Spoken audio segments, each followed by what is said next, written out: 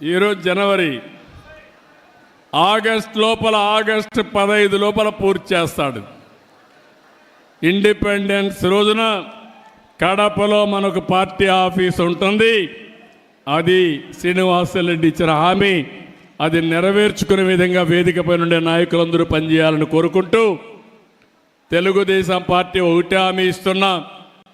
ఇప్పుడే మన సుధాకర్ గారైతే చాలా లిస్ట్ అంతా ఇచ్చాడు, పెద్ద చాంతాడంత లిస్ట్ ఇచ్చాడు, విష్ లిస్ట్ ఇచ్చాడు. మనిషిలో ఏదో చెయ్యాలనే తపనుంది, మీ రుణం తీర్చుకోవాలని కసుంది. ఆయన చెప్పిన పనులన్నీ చేయాలని ఆలోచన కూడా నాలో ఉంది.